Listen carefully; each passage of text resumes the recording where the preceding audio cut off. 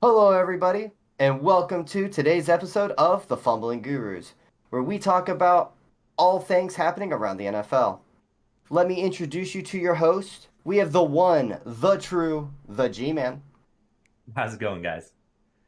and we have the bearded master, the Tampa Bay Buccaneers fan. That is Mr. Sick Stomach. Hey, welcome everyone. And you have myself. I am Finn from Sensational Gaming, and we have kind of a lot to talk about in the NFL today. And I want to start off with something that I did not realize, and that is that the greatest quarterback to ever wear number 12 was a part owner in the NFL. And I just want to know if you guys don't know what I'm talking about. Aaron Rodgers, he scores a touchdown. He looks up into the Chicago Bears fans stands, and there's a female giving him the double bird. Now there's been another image that had like 12 other fans giving him the bird. And he was caught on a hot mic yelling, "I own you. I still own you." G-Man, I'm going to start this off right with you here. What did you think of that? I thought it was hilarious. I did a little research before this podcast, and I had found that since '05, when Aaron Rodgers started, it's the record between Green Bay and the Bears, 25-11. So yeah, he sure owns them. I mean, that's all I gotta say about that. I did like Brady's comment though, about how he's part owner of the Bears. That was pretty incredible. I would like to, and I agree. I think Aaron Rodgers is such a cool quarterback, and I'm not mad at all or bitter at all that the Dolphins drafted Ronnie Brown, a running back that is out of the league, over Aaron Rodgers. I don't not haunted by that at all. Now, I stick. I know that your team is led by the lesser quarterback that wears number 12. What did you think of Aaron Rodgers and his comments, and how do you feel about Aaron Rodgers overall? Uh, we have this fight every week. I guess I'll leave it for now. I'll get you next week when I'm the host. Yeah, Brady's always been one to talk about. Usually other quarterbacks in the league, so it's always interesting to see that dynamic between the players. But Aaron Rodgers, I mean, can you blame the guy? Do you have any reason to say that he can't say that? I think he's justified. I think he, points to the scoreboard. That's all he really has to do, right? So, yeah, I don't. I think it's playful fun. I think it's what adds to the sport. It adds to the rivalry. I don't see any issues with it, and I think it's always funny when you get an insight into that dynamic of how they interact in the game and things they're talking about to each other. So yeah, I thought it was a great little soundbite to kind of start off the week and rounding out Sunday.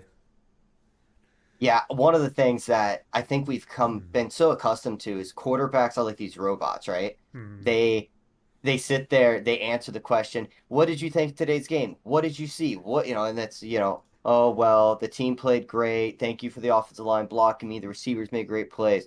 And to see Aaron Rodgers just kind of like, "I own you guys." It was such a great insight into what he feels, and it's nice to see like a quarterback show who he is, Hmm. and it was a lot of fun. I thought it was a great comment. Now, that's the NFC. We've got several 5-1 teams, but we all I know it was last week or the week before we kind of talked about AFC teams and kind of the team to beat. Well, we've got a team that just keeps winning, and it seems like every time they get a hurt player, they get three guys that step up and play even better than they've ever played before. And the Bills, as we're going to talk about a little bit later, kind of struggled this week stopping the one man show, Derrick Henry. Are the Bills still the best team in the AFC? Sick? It did set me back a little bit. I watched most of that game, but I mean, can you blame him? Derrick Henry's if you can find someone to stop him, you know, you might as well play the lottery. So I can't blame them for necessarily his performance, but I think there was multiple facets of that game that they really didn't show up where I thought they would. And I mean, I still think the Bills are as good as you know their record showcases, but I think there were some weaknesses exposed. Can they fill those? Sure, we'll see. But I definitely they're not as perfect maybe as we thought they were heading into the game. Yeah, I mean, Derrick Henry, absolute monster, one of the top players in the NFL, one of the freakish athletes of the NFL. I mean, the Yeah, dude's a monster while he's, I mean, he's a monster while playing with other monsters, right? yeah. I mean that. But, go ahead. Well, his 76-yard touchdown run, which I think is the longest of the season. It was not only him bouncing off of players and continuing to run downfield, but he outran everyone in the secondary for the Bills. I mean, it was insane. He's not just a powerhouse, but he's faster and stronger than everyone. Yeah, you want to try to square up and tackle him? Great, you're going to get run over. You want to try to outrun him? Good luck. He's quick. He's a lot faster than people give him credit for. Mm. But the Baltimore Ravens, I mean, look, we talk about how great the Bills are. They beat Kansas City. They blanketed the Dolphins and the Houston Texans, which look, the NFL shutting any team out, that's the accomplishment. Doing it for 8 straight quarters, that's a whole different ball game. But the Ravens keep chugging along and they've beaten everybody just about. I mean, they're 5-1. G-man, are the Bills still the best team, or have the Ravens kind of shown that they are the team to beat in the AFC? Relax, Finn. Relax. One loss is one loss, okay? I'm, the Titans, they're hit or miss. I don't know. I still, Derrick Henry, beast, but he's the team. Like, he is the Titans. I'm like, you know, do I judge the Bills off of this game? I don't think so. Um, they've been pretty dominant. Everybody has an off game. The next four games are the Dolphins, the Jacksonville Jaguars, the Jets, and the Colts. I think they'll be fine. They're still on top. The Ravens, they're good. We'll just have to see if they can keep that up because their schedule is looking real rough. It is. I mean, they have a real test this week. They play the Cincinnati Bengals, who I won't lie, at the start of the year, I kind of thought they were one of the worst teams in the league. But Cincinnati's for real. That Joe Burrow to Jamar Chase connection, that's as good as any quarterback to wide receiver combo in the league right now. And we're talking about a second year quarterback throwing to a rookie receiver. I know they had college ball together, but still, that's insane to me. But look at what Lamar Jackson's doing. I mean, the guy, how do you defend him? You keep him in the pocket? Okay, he shreds you in the pocket. And you let him break containment. Good luck stopping him. The dude is so quick, so shifty, and can just straight up outrun you, throw the deep ball. I mean, the guy has it all working for him right now. Is there a better player in the NFL carrying that team? And I'm gonna ask you that question right now. I don't think there is. I mean, I think that's insane what he's doing. But yeah, I don't know. I think too. I think you hit on a little bit with just some of the um, injuries and step ups from that team. I think that's another aspect that's really shown up for them. Yeah, they're so well coached and everything else. I agree with some of what G-Man said. I mean, the Bills, I think at the end of the year still may be the team to beat, still may lock up that one seed, but the Mm-hmm. Ravens are certainly making a case that maybe they are the team to beat in the AFC. Any final words on that topic there, G-Man? No, other than go Lamar Jackson because MVP candidate right there if he can get all the way. Absolutely. He's playing at a higher level this year than he did when he won the MVP, and that's pretty special and pretty tough. Now, Baltimore Ravens obviously are in Baltimore, but there was a team before the Ravens, and they were called the Baltimore Colts. They left and they went to Indianapolis. I'm using this as a little segue. Guys, the Colts, after starting off horrible, they're kind of on a roll, and they got T.Y. Hilton back. Their defense is starting to play a little better. Is there some belief that the Colts might be rebounding and might be a playoff team? Can they challenge the Titans for the AFC South? G-Man, we'll start with you since you know Carson Wentz so well. Well, they didn't start off strong. They're doing okay right now, but I don't believe in Carson Wentz, and I don't think that Tyron or Hilton is going to change that fact. He's okay. He's good sometimes. He's bad at other times. He's so inconsistent. Um, One I thing he think does that though really well is he stretches the field, and that has been opening up the running lanes for Mr. Jonathan Taylor. Hmm. right. I was that was my next segue. Jonathan Taylor has been pretty legit as of late. It took a little time to get going, but now he's got a stride. And I think that maybe they could turn their season around. I mean, their next two games is 49ers and the Titans, so we'll see. If they could beat those two teams, they'll impress me. But Eagles got their number one pick, and I need them to lose. For sure. Sick, do you have any comments about, is this Colts team turning it around, or are they just kind of beating up on some not great teams, and they've only won 2 games and one was against the lowly Dolphins? Yeah, I think it's a mixture of both. Who it was the Texans they played this week. I mean, yes, it was a handily defeated win for them, but you know, I don't know. I'm not sold yet. I see the potential. I think, like you're saying, they're getting some weapons back. There's something to be said for being on a roll, for kind of having that momentum behind you.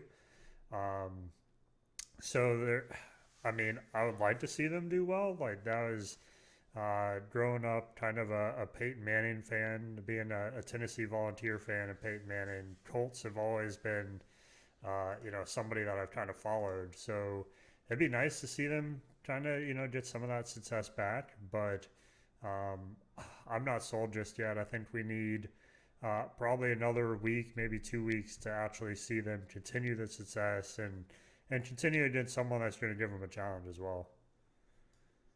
Yeah, I do agree. I think that the Colts are a team, like I had them picked to win the AFC South. I think they were a good team last year, and I liked what Philip Rivers did, but I thought what Carson Wentz could potentially do was even better and even more better, like just better quarterback play and elevate that team to a higher level. Mm-hmm. The defense had been a letdown. They had some injuries early on. They lost their left tackle for the year, Quentin Nelson, their all-pro left guard. He's been out. I should have looked it up. I can't remember when he comes back, if he came back this week or if he's coming back next week and everything. So they are kind of still trying to get healthy, but it seems like every time they do get healthy, they lose a guy. But I mean they're playing some decent ball. They beat up on the Texans. They won 31-3. And I kind of want to say watch out for them. It'll be interesting how that they go moving forward and how they continue to play. Yeah, yeah. I mean, they have the pieces. Like you're saying, they have T.Y. Hilton, they have Jonathan Taylor. Their quarterback's decent. I mean, on paper, they should be doing well. I just think they need to mesh. They need to become more of a team, and I think maybe that's what we saw last week. We'll see. Yeah, it'll be pretty interesting. Now, we talked a little bit about football, we talked some of the fun things, and there was kind of something that came out this week that we are going to discuss, but I want to give a little background on the NFL first. Now, political opinions aside, we had the Colin Kaepernick kneeling thing. Why was he kneeling? Well, if you listen to his words, it was for racial injustice. He wanted to see, you know, the way that black people are being treated in the US treated better, whether and from the police brutality and all of that stuff. Hmm. Since then, we have seen the NFL come out, do the whole unity message. We just saw them clean house. I'm putting quotes around that with John Gruden and kicking him out of the league for some comments he made a while ago and possibly relatively recent. But there's kind of a big news that just happened this week. And Sick, you kind of brought it to our attention when the story kind of broke. So I'm going to pass it on to you. If you can give us kind of the details and kind of just update everybody on what happened this week regarding the racial relations in the NFL. Yeah. I want to hit on a little bit. We can go into, like you're stating, some of the aspects that kind of came out this week. But two, I want to touch a little bit on John Gruden. Listening to the Pro Football Talk, they went into the fact that, there was no investigation into the Raiders. There's no wrongdoing on the Raiders. This investigation was with the Washington football team, and John Gruden happened to be roped in there, made almost a scapegoat, and ultimately lost a job for right or wrong, right? Which we all know is right. But this came from an investigation, had nothing to do with Gruden, nothing to do with Raiders. Why is he all of a sudden the face of what is going on? They were talking about there's what else is in the investigation? What else are they uncovering? There's been thousands of emails between NFL execs and the Washington football team owners. What are those emails? Where is this leading? What are they trying to kind of shove our attention away from? So that's an interesting point to me because there's something behind the scenes, maybe nothing, but why are they trying to kind of get our attention away from this? One thing I would like to add on that particular thing, I was going to mention it a little bit later, Mm-hmm. was that a House of Representative, I believe a Republican, not that that really matters, came forward and is starting to pull and wants to see the investigation that the NFL did and wants to read through those 650,000 emails to see what was uncovered. Mm-hmm. It was known that the attorney that led the investigation, I believe his name is Posh, Pash, Mm-hmm. something similar to that, was buddy buddy with Bruce Allen Yeah. and Snyder. So there's already a lot of questions on was there a fair investigation done, or is this a billionaire using his power and authority to put the blame on a millionaire and kind of get it out of the scapegoat? And it's a fair question. I think when we talked about it last time, I mentioned that I wanted to see the 650,000 emails be released. Mm-hmm. I thought that was important, Yeah. and and it wasn't. We only saw like what, two or three emails out of Mm-hmm. 650,000, and we never saw the responses made by the guys that Gruden had emailed either. Yeah. Well, that's what I'm saying. It's very targeted. It's very. Someone did this very specifically for a very specific reason. It's just curious. The conspiracy theorist in me wants to believe that there's this greater story there.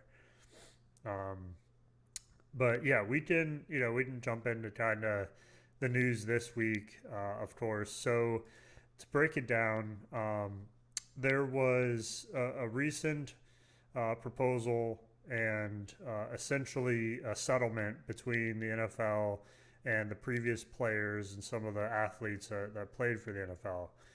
Ultimately, resulting from the concussions and the other injuries that have been seen while these athletes have been playing football. So the basic settlement allowed them to come back and showcase that they did sustain injuries. They do have mental capacities diminished, dementia, etc., occurring. That they want compensation from the NFL for this. Um, so basically, what came out this week is, and this is not something necessarily that the NFL created, but it was something they adopted. And so basically, what happens is there's two tests, two systems that can be utilized to determine the mental capacity of the athlete. and basically used as a scoring system for, do they have dementia? Is that something that they are affected by? And so with the scoring system, they had essentially one for black people and one for everyone else. So from that scoring system, essentially taken, and this is straight from article. This is a ESPN article about the system here, but essentially taken into that just basically assuming that black people have a lower IQ to start with, lower mental capacity, and therefore it's harder for them to associate dementia and harder for them to have that showcased in the study to be compensated by the NFL. So this system was developed by neurologists in the 1990s. So again, it's not a system the NFL created, but it was adopted and utilized to determine who would receive this compensation. So I mean, to me, that's I can't even believe that we're talking about this. But the fact that they're utilizing this system and targeting what's largely the majority of NFL players is astounding to me. I would definitely recommend going to the ESPN site and reading through the article. But even at that standpoint, like we're talking about numbers, I'll throw out the last fact here. But to date, about 2,000 men have applied for these dementia awards. Only 30% have been approved. So, like, clearly, it should be much higher than that. And so I think this speaks to why potentially that number is so low. But yeah, I'll kind of pause there. That's the main gist of it. So I'll pass back to you, Finn and G-Man, for any of your thoughts there. I'll go ahead and throw it right back to you there. You hear all this. What are your thoughts on it all? Where do I mean, obviously we stand that, yeah, that's a bad practice. And by the way, the NFL, the big news wasn't that they were using this platform. It was that they are no longer going to use Correct. this. Mm. So G-Man, what are your thoughts on all of that? Did they stop using it? I didn't get that. Yes. So previously, this is the system that was in place to determine whether or not they were eligible for a settlement. Hmm. Starting this year, now that they have come to agreement on this between the Players Association and the NFL, that's going to be eliminated. And so the NFL, so now all of a sudden that's gone. But it took until 2021 for that to be That's changed. that was kind of what I was getting at. I didn't know if it took until 2021 to get rid of this, and like they just spent I think it was $250 million on racial justice recently because of the whole police brutality thing going on and the players raising awareness, and for that to still be in place while all this is going on, like 70% of the active roster is black and 60% of the living retirees are also black. And it's like, I don't know how a company can get away with doing that as long as they have. It saddens me. And it should sadden a lot of people, but NFL's a big company and they kind of hide stuff like that. So nobody really gets to see things like this. I think a lot of that has to do with look who's in power, right? Look at the owners. I mean, Jerry Jones made it very clear that you were to stand for the national anthem.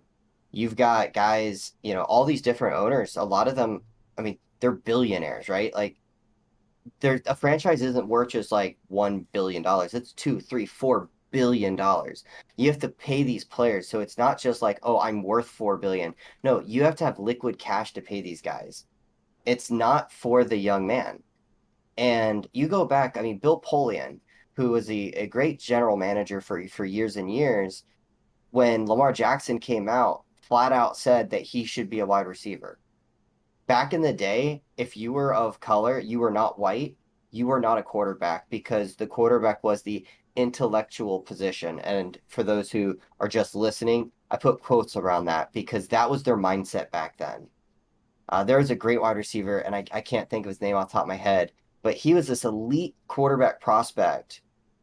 But he ended up being drafted and told, no, you're not playing quarterback, you're playing wide receiver. Now, he made a Hall of Fame career out of it. So obviously the dude was a freak athlete, but it just goes to show you, I mean, I mean, I'd love to say that this was the 1900s, but that's just not the case. It was the 1960s or 70s that this occurred in, which really is not that far back.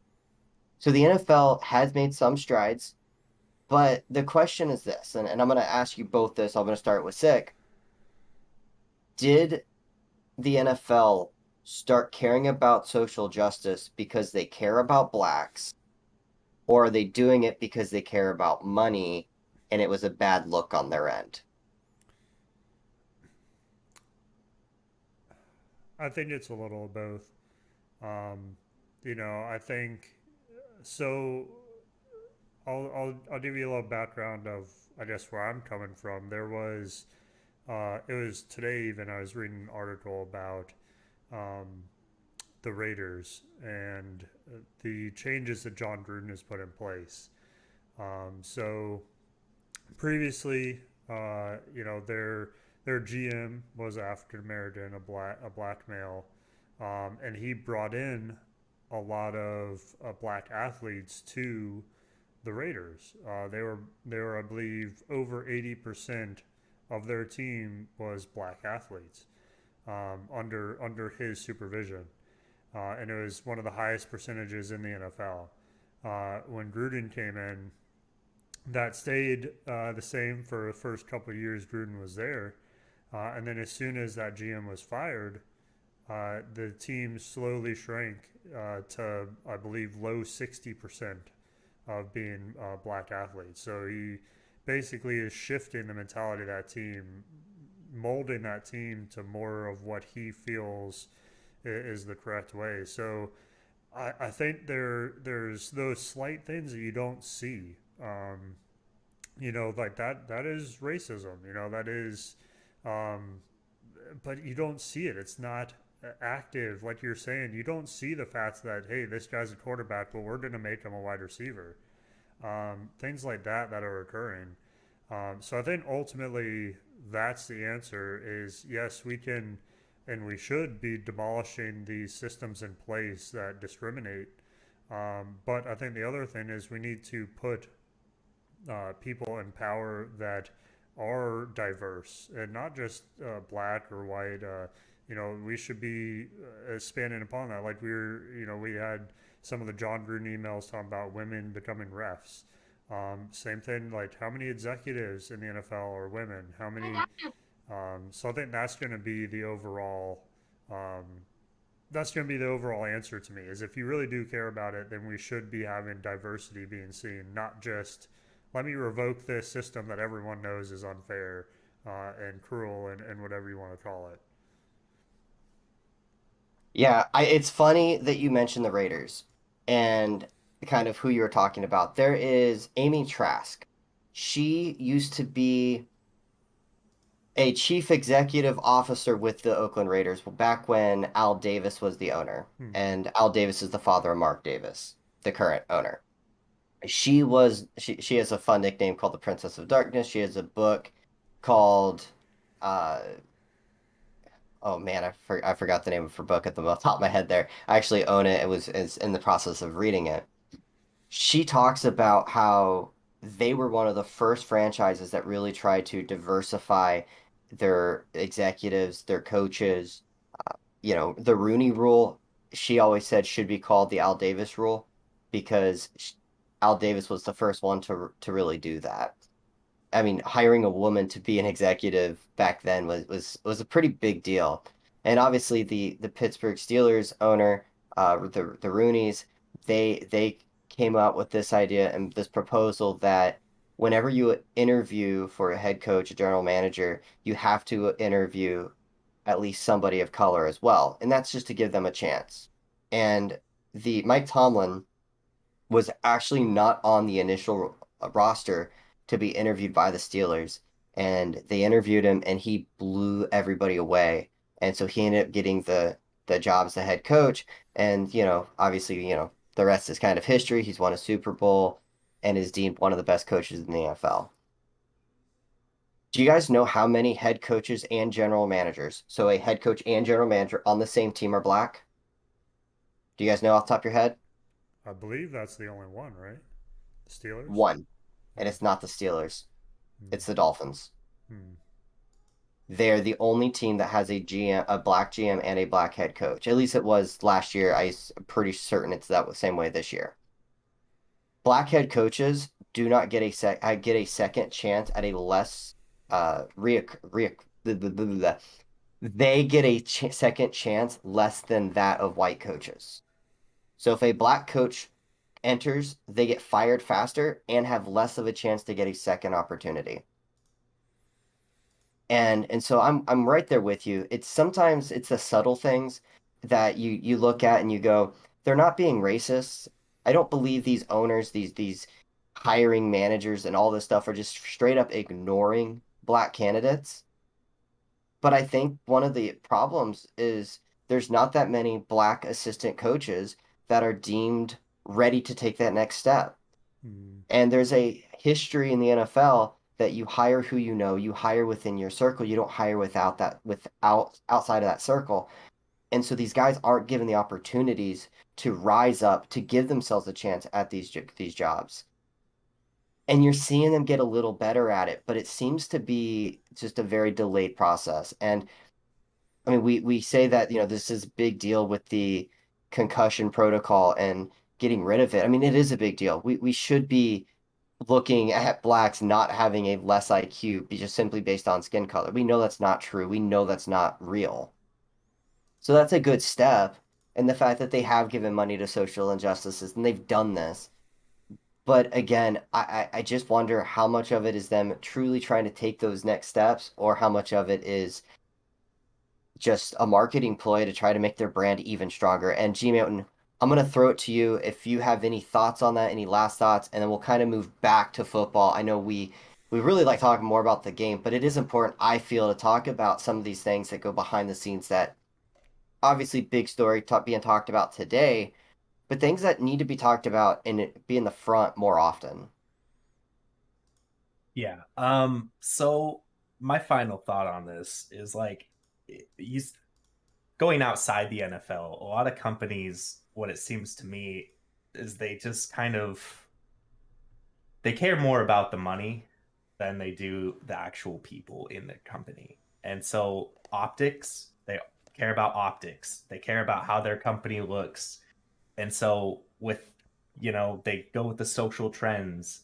But NFL, like having that system in place so late, like, or even at all, actually, it's kind of like a shot in the foot to them because like that's a racist policy that they implemented, and it's been in place since this year, and it's kind of hard to combat, how that looks.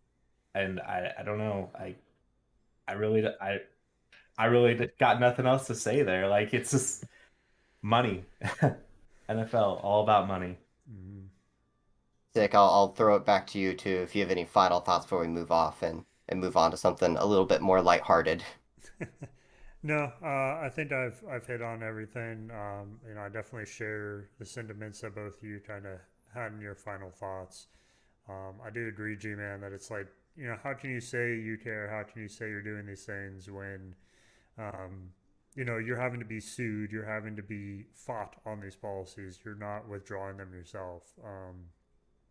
But yeah, we can certainly move on and get to some maybe some Thursday night football talk. Absolutely. What kind of a fun game that happened yesterday. And obviously there's a bigger Thursday night game that we will be discussing in just a moment, but I kind of want to talk about last night's Mm. game. And that is the Cleveland Browns walk in to a stadium without their starting quarterback, with a beat up Odell Beckham Jr., who is a game time decision, without their star running back, without their second string running back. And they are starting a USF running back A guy who was out of the league like 2 years ago on the practice squad, and all he does is, I don't know, score me 30 points in fantasy football, Wreck but also everything. more importantly, get 140 yards, a touchdown. And the Cleveland Browns, they beat up on Denver. And what's coming out of Denver? Their head coach seat, it's getting warmer. It's heating up. Sick. What were your thoughts on that game? Oh man, I I keep pulling for Denver. I keep hoping that the start of the season that we saw in the first 3 games were the true Denver, and we're going to see them come back. And it's 3 games in a row has proven me wrong. So at this point, I have to just assume this is the real Denver. Um, there was some highlights I feel for Denver. I think it was that drive right after halftime. 17 plays, I believe. They drove down the field, ended up scoring their touchdown. Um, but yeah, I can't say much. A beaten up Brown team. They came in. I think Landry was his first game back as well. He may be injured. I didn't check today. I know he went out injured in the game. Um, but yeah, I mean, I was pretty impressed at least with the running back performance. Johnson coming in and what I think he had over 130 yards, a couple touchdowns. So it's great to see someone that really wasn't on my radar and see someone new that's kind of not just a that's more than just a breakout performance to me. So that was awesome to see him. Um, but yeah, I think it was an exciting game. I still wish I think Denver has the potential. They can be there, and they're just not. They're just I don't know. I don't have anything else to say. Just disappointed in Denver. Denver starts the year off 3-0, beating the three maybe worst teams in football. Then they have dropped, what is that, their last four now, I believe it is. Yeah. Mm-hmm. And that's not good. G-Man, the talk out of Denver is their head coach, their seat is getting heated and it's getting warmer and warmer. And now there's talk and murmurs that maybe he'll be let go on the bye week.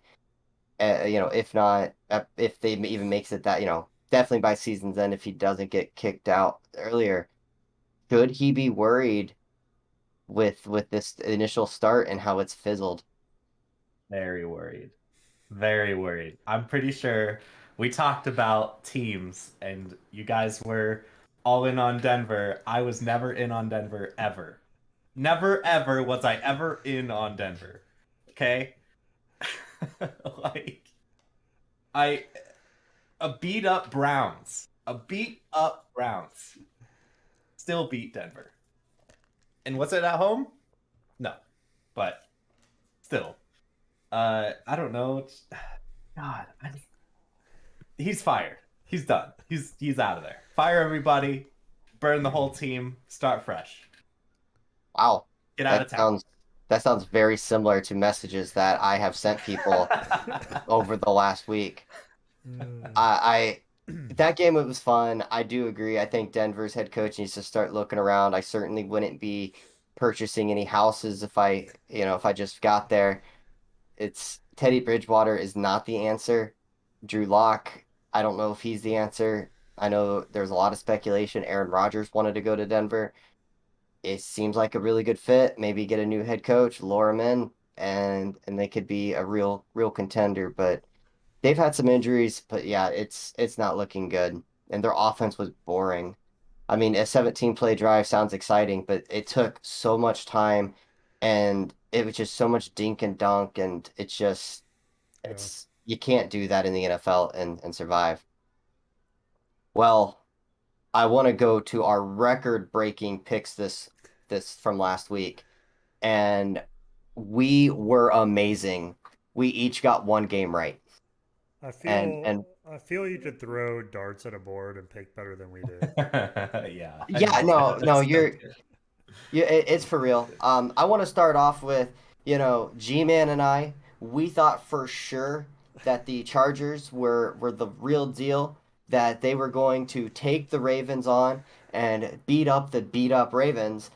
And that just didn't occur. And we talked about the Ravens just kind of keep plugging and playing and chugging along. G-Man, your boy Justin Herbert, he I kind of was rough. Listen, I'm pretty sure when we picked the Chargers to beat the Ravens, we said they can't win forever, can they?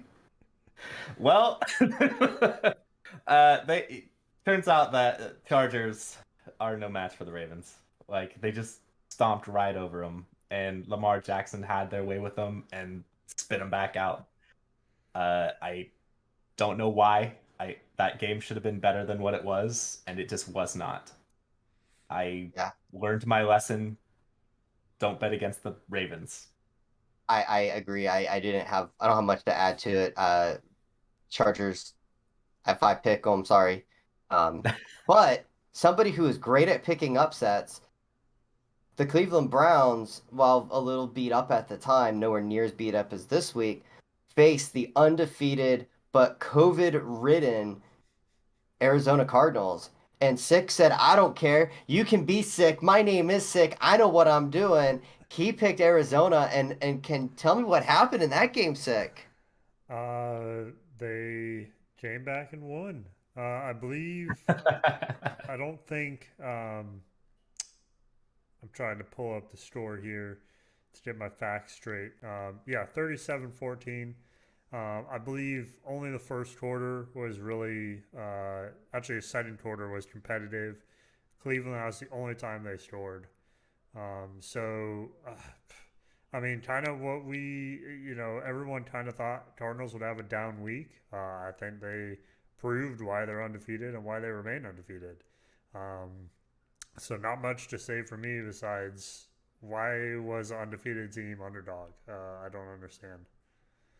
I guess, everyone looked at that roster of Cleveland and said, yeah, they're a little beat up, but yeah, they're still deep, they're still talented, and they're at home. But yeah, no, Arizona, way to go. Kyler Murray, he's legit, he's the real deal.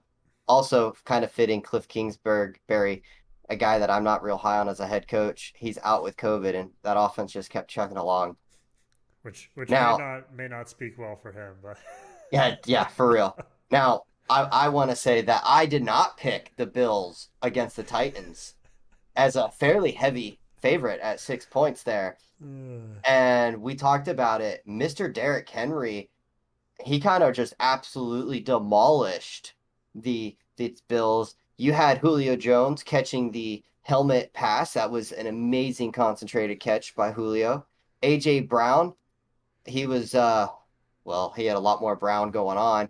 He had food poisoning and was still able to play and did some nice things. What happened, guys? The Titans came out and just, I mean, we talked about it a little bit, but my goodness, man.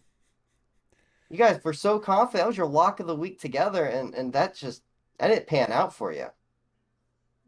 G man, Sick. do you wanna explain it to him or should I? Okay.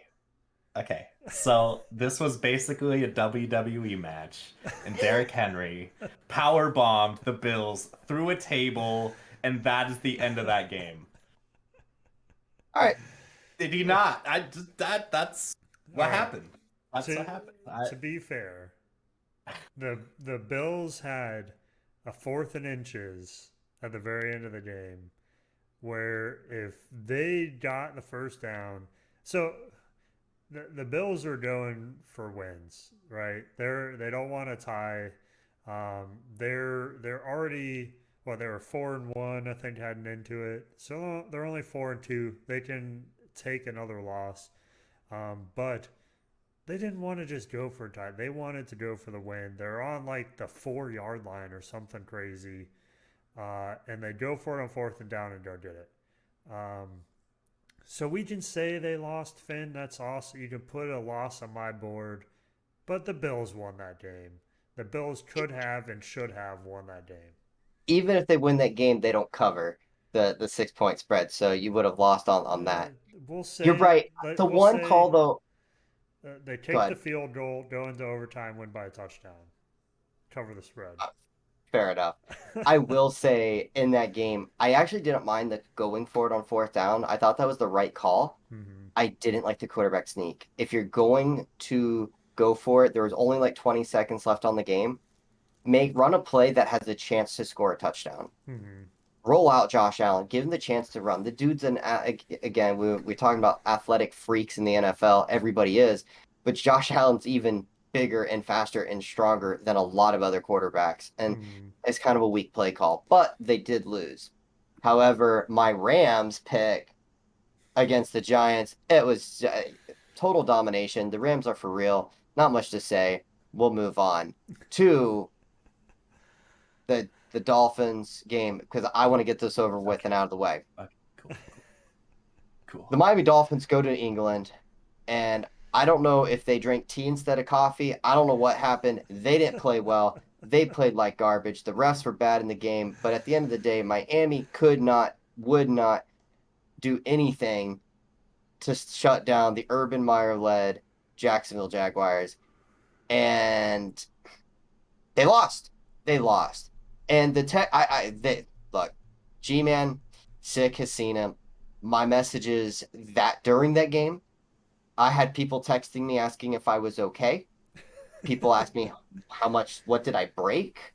People texted me, I believe it was Sick that said, so am I supposed to watch him this hour you get I'm, next? I'm on first watch. Yep. It was rough. And to wake up at 9:30 in the morning to watch that pile of junk, Mm-hmm. that crap, I was not a fan. I was not happy. They lost. They didn't cover. I'm ticked. We're moving on to the Listen, hold on, Buccaneers. wait. Is all your dolphin stuff still intact over there? Like, is it all We're good, gonna mint get, we're condition, or we're gonna get to that here in just a moment. The Tampa Bay versus Eagles game, though, was a little more interesting, and that is because Sick said the Bucks were gonna run away with it.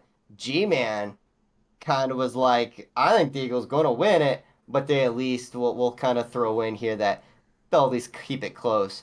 I And, know, I, it's and against the spread. Go ahead, just go, just yeah, the explain. Eagles put up a valiant effort. They keep it close. Jalen Hurts does his thing, which is be a good fantasy quarterback, but be wildly inaccurate with the ball. Some the taunting penalty coming into play late in that game, and the Bucks end up icing the game, but they did. Well, I believe they won by 6, Mm-hmm.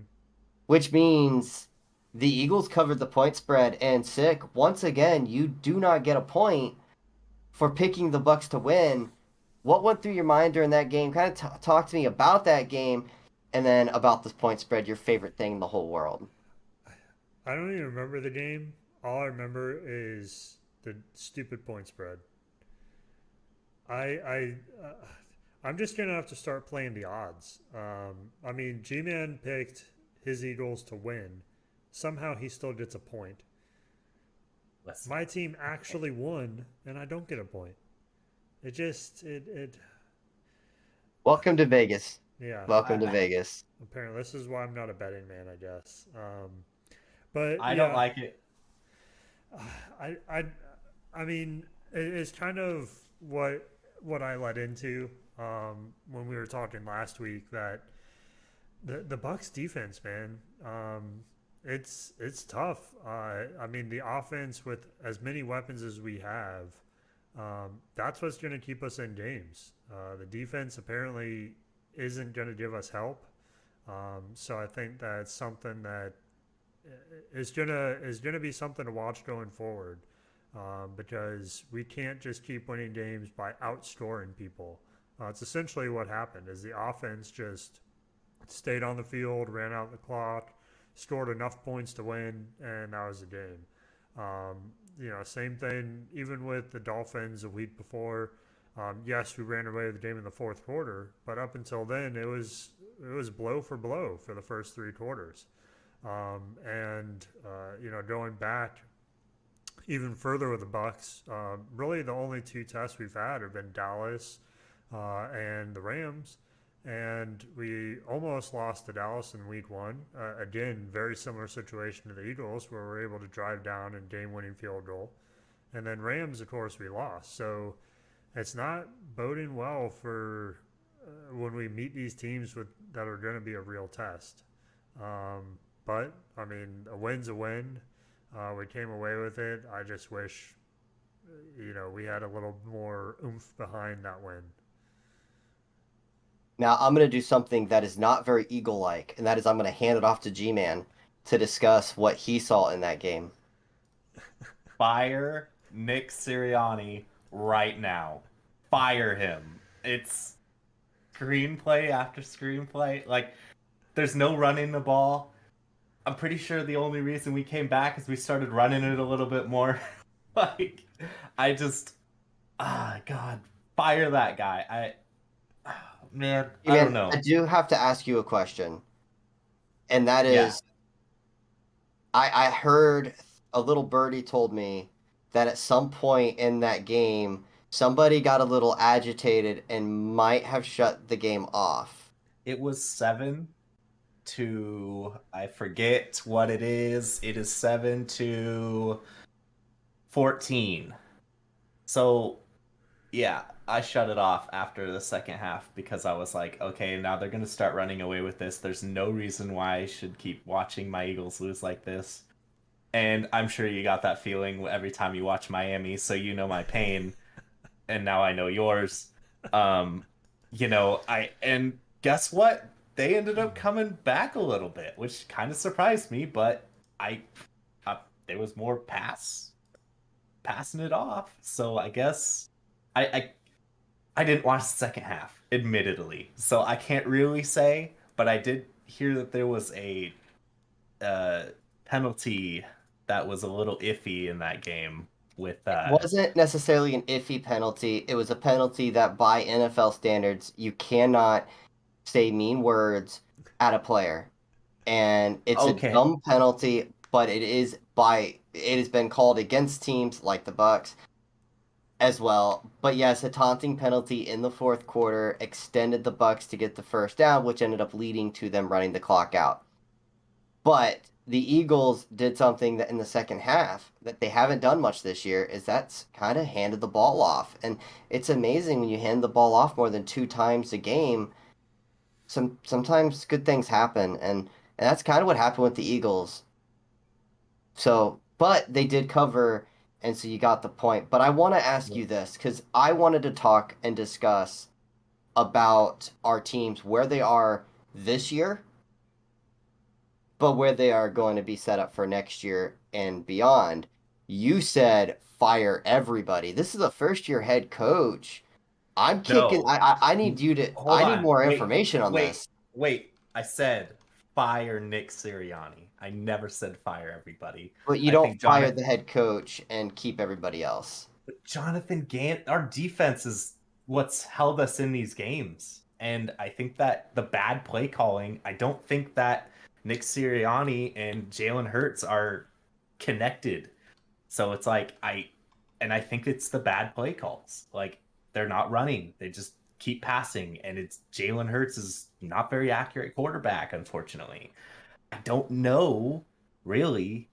Like here I got an example. Perfect example for you. What do you think of Chip Kelly, Finn? Great college coach, not the best NFL coach, but he was exciting for a few years. Hey, what do you think of Chip Kelly? Sick. I don't know much about Chip Kelly. Okay. Okay, to be fair, his first year as head coach of the Eagles went 10-6, division champs. Okay. I don't see that with Nick Sirianni. Chip Kelly was booed out of the head coach position in Philly.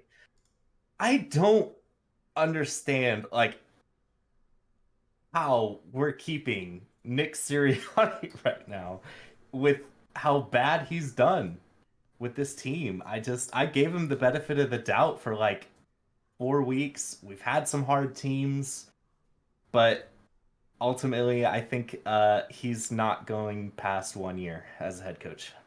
That's my One, prediction. very few head coaches get fired after 1 year.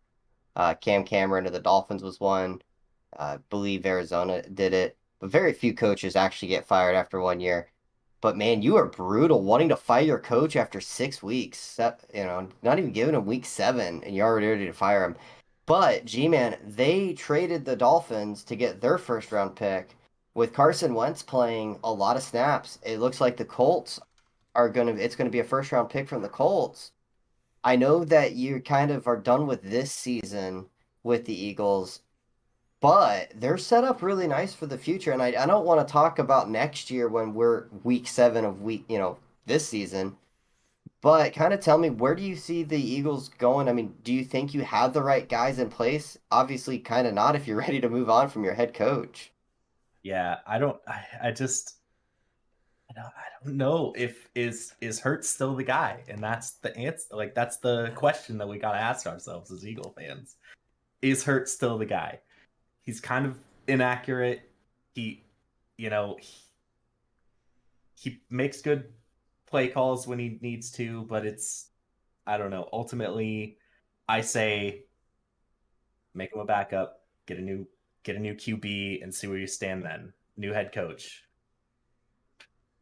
with all Yeah, those picks that we got.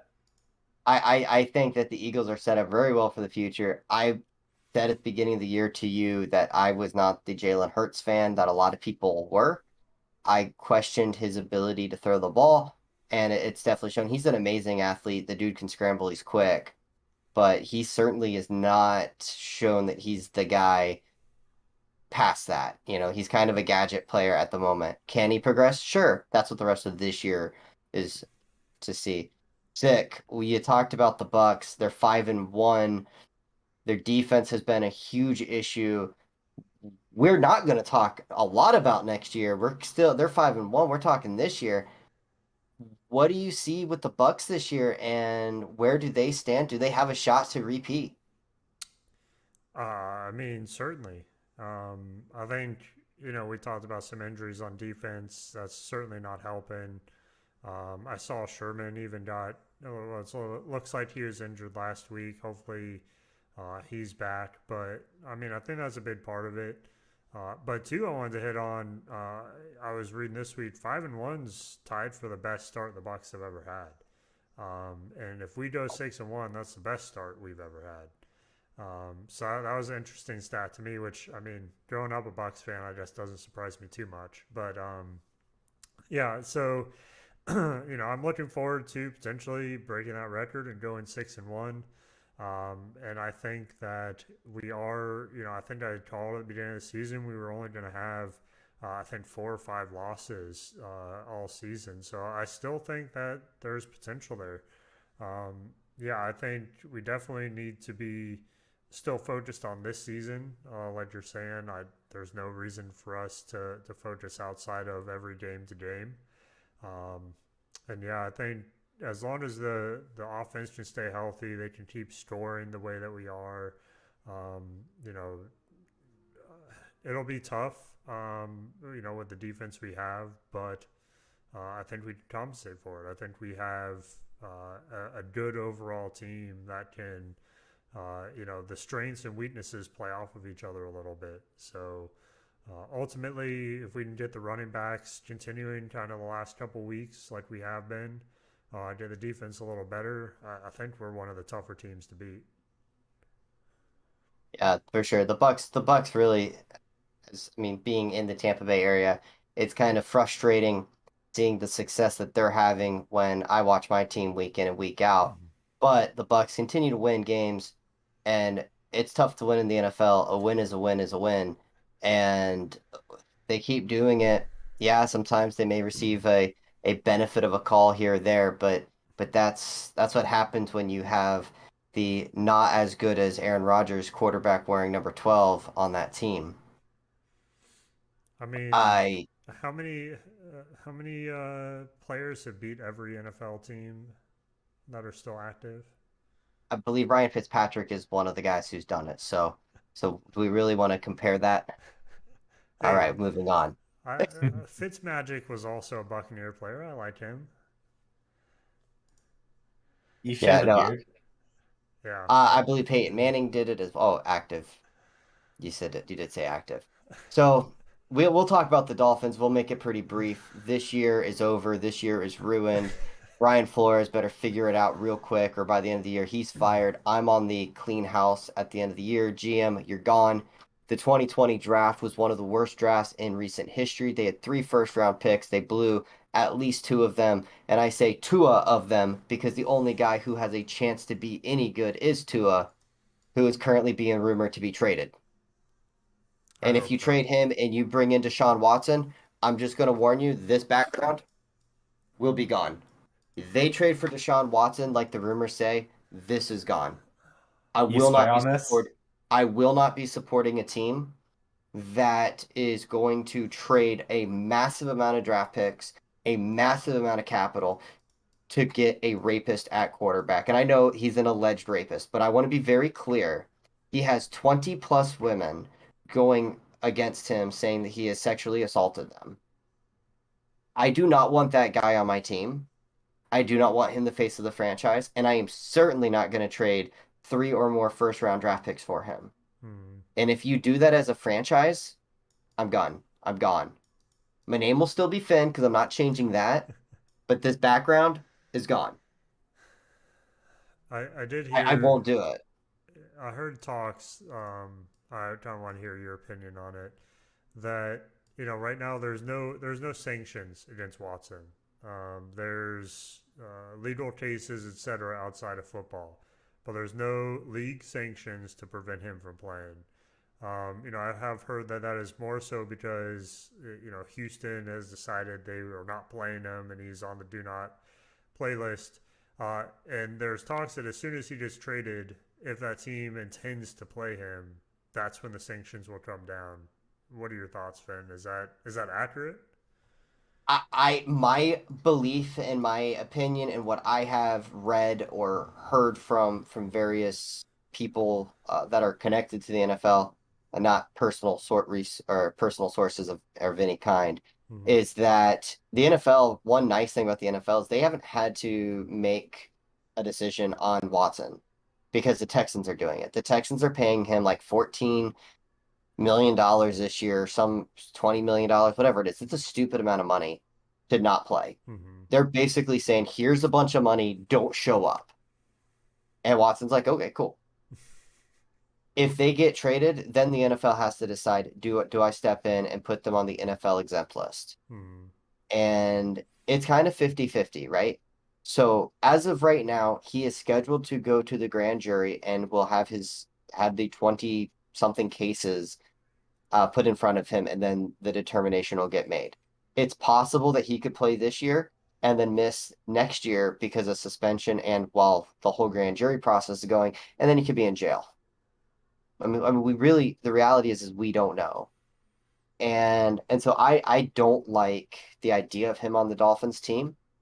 And then supposedly there's the Dolphins are imminent with the trade, then they're not, then there's 8 teams involved, now there's not. It's a mess. The whole thing's a mess. So I actually and truly don't believe the Dolphins are going to make that trade. But if they do, I'm done. I won't support it. And Right. then talking about the future, and that is, well, I want everybody fired because I don't trust this GM, the scouting department. I mean, everything they've tried to do this year has backfired.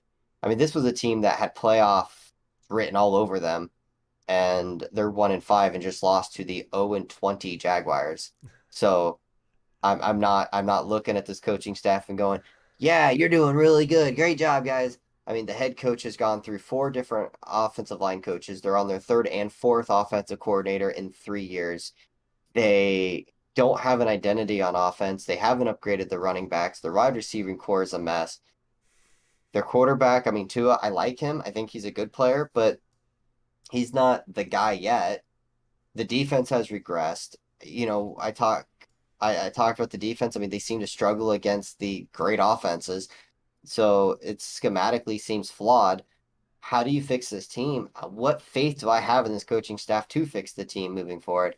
And I really don't. G-Man, you kind of look like you wanted to say something. What's up?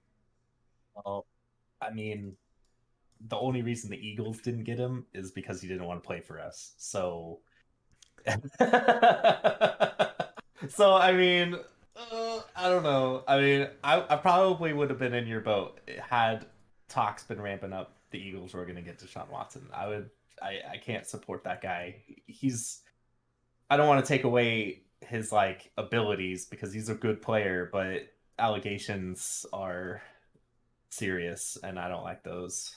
And I don't like the fact that we're gonna spend all capital on a guy who might be sitting in prison.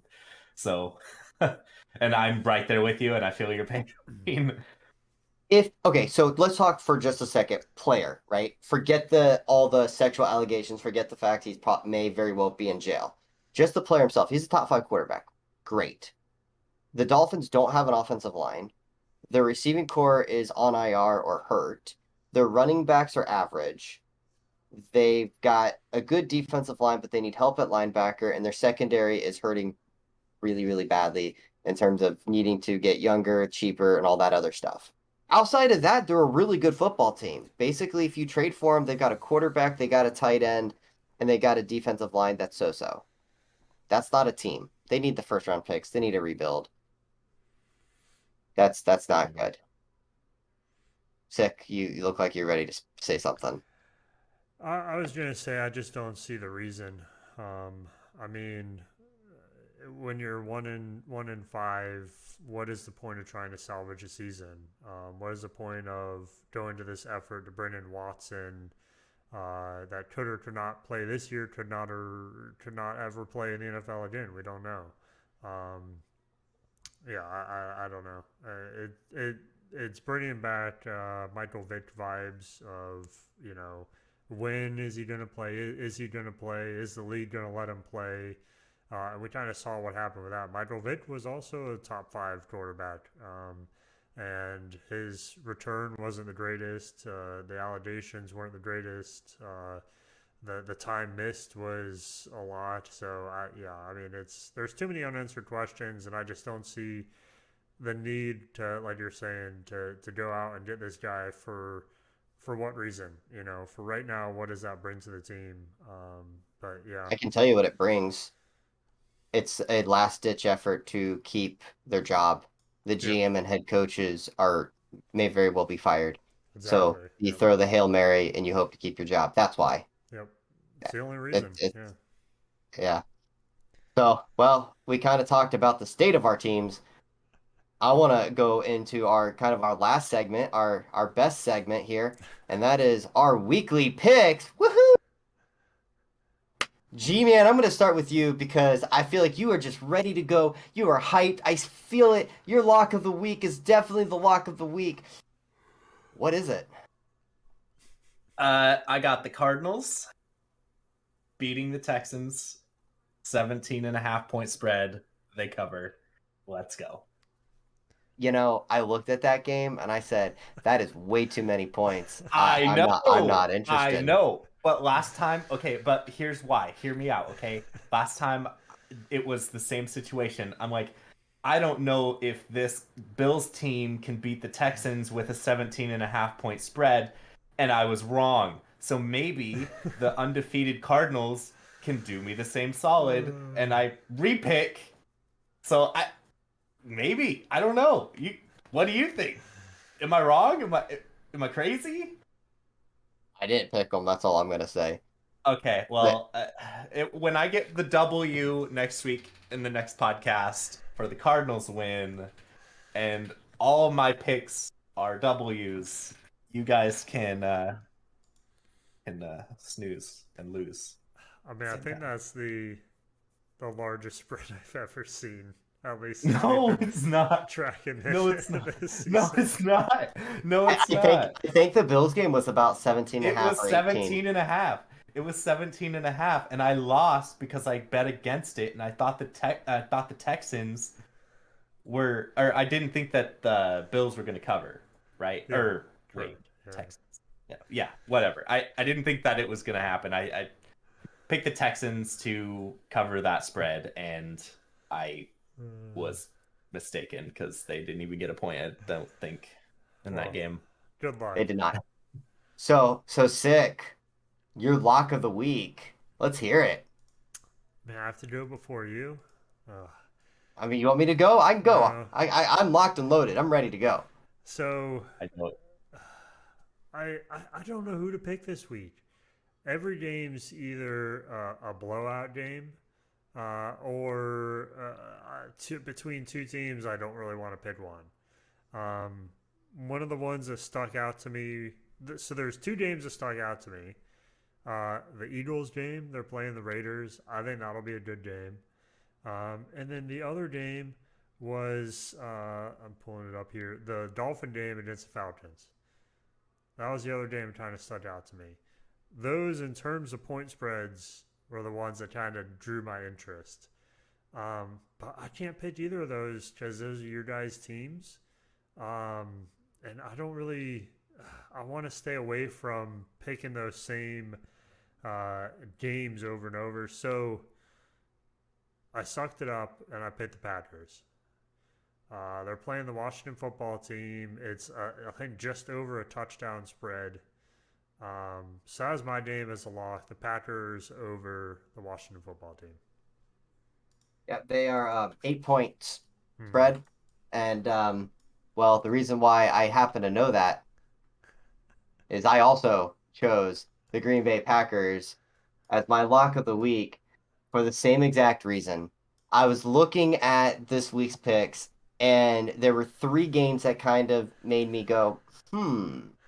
One was Packers at Washington, which I'm looking at that and going, Aaron Rodgers, greatest quarterback to ever wear number 12. Kind of big deal. Dude's on a tear. I'm going to run with it. Washington's defense is garbage. The Cincinnati Baltimore game, Hmm. you want to pick Baltimore, but that Cincinnati team is legit, Yeah. and they very well could flat out win the game, let alone cover. Hmm. And then the team that we talk about all the time, Detroit Lions, are bad. But they are 12. Are they 12 points bad? I didn't think so. But at the end of the day, I as well went with Green Bay as my lock of the week. Hmm. Now, we're going to go reverse order here.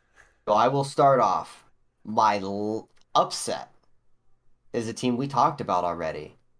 Are they legit? Are they for real? And I believe that the Colts beat a team that I don't think is very good to begin with. I think the Colts beat San Francisco. I mean, I think they're 3 point underdogs, but I mean, it's nothing. The Colts go in, they take care of business. Jonathan Taylor, 150 yards, two TDs for my fantasy team. That's what I'm expecting. I'm hoping, crossing my fingers. Carson Wentz continues to get going. Hilton, keeps spreading keeps going deep, getting open, and that defense clamps it down and shuts out San Francisco, who I want to lose the rest of their games. Go Miami's first round pick. That's my lock of the week. Now it's your turn, Sick. So my upset. Um, I couldn't find a good one for this either. But I landed on one that I think will be controversial. Ooh, I But like controversy. but I think if they pull this off, this is kind of why I picked them because I want them to win. I think if they pull this off, it'll kind of send some waves. It's also a team we talked about earlier. I thought for sure we had picked the same games, but we did not. So for my upset, I'm picking Tennessee over Kansas City. I think I can't remember the spread here. It's not much. For it's so the Chiefs are 4 points. 4.5 point favorites. Um, so for that, it's a touchdown difference. So it's one score difference. The Titans are at home. So I think there's a potential for an upset here, and uh, that could be interesting if the Chiefs end up going 3-4 from the first 7 games of the season and losing to the Titans and Derrick Henry, and I see potential, man. I saw that game. I liked that game. I wanted to pick it as my lock of the week. That was one I do remember now looking back, but I'm not betting against Derrick Henry right now. Hmm. G-Man, upset of the week. Can I skip? No, you may Yes. not. Who you got? Okay, so I looked and I scoured and I could not find a team to pick for the upset of the week. And I we said it before, we say it every single time. Don't pick the Lions. But I'm picking the Lions. Not to win, Oh, just this so we're not cover the clear. spread. Nope, nope, Oh, upset. We don't do spreads upset. on upsets. Oh. I We'll forgot about that point. Yep. I forgot I- about that point. I'll give you a minute. I'll give you a minute. Take a second. Give me a minute. I I, just need a I'm minute. gonna Hold on. I'm gonna go ahead and I'm gonna talk about the Dolphins here, the Dolphins game. So the Dolphins played the Atlanta Falcons, and it's at home. Miami, it's a 2.5 point spread, and that's important because I think Tua comes out. He's got that Deshaun Watson who's floating around, but I don't think it bothers him this week. They're gonna get the receiving core healthy. Their secondary should be back, and I think the Dolphins beat the Falcons, not just because I want that to happen, but I think it does happen. And I think that the Dolphins get their second win and straight up beat Atlanta and don't even have to worry about the spread, but they are 2.5 point underdogs in that game. So if nothing else, it'll be within a point, but I do believe that Miami will win that game outright.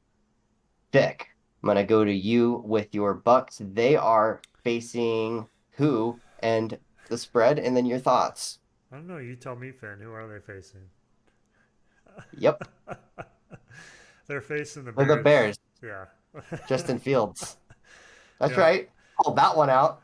No, yeah, they're going up against Chicago this week. We are at home, so that plays into it a little bit. Man, I think we were like 12-point favorites, somewhere around there. So, man, I think that's a little much. I know the Bears last week against the Packers.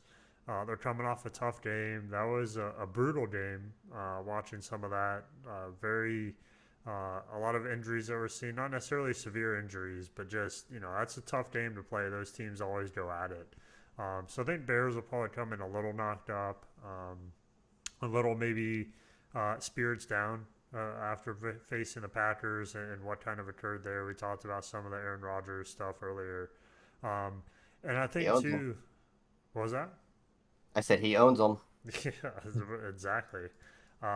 So I think, too, the Buccaneers aren't, they're coming off some wins. They're trying to have that again, that record-breaking 6-1 record ever, first time in Buccaneer history. So that could be interesting.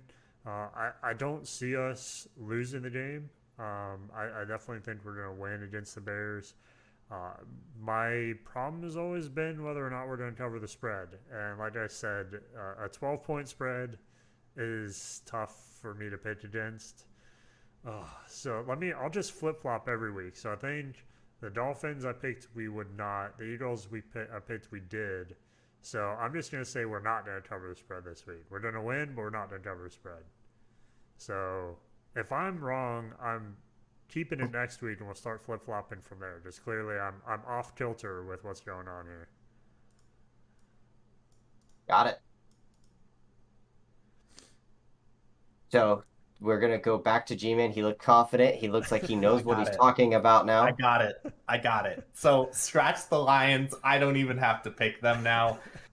We're going to go all the way down to Seattle, my neck of the woods, and we're going to pick Seattle over New Orleans.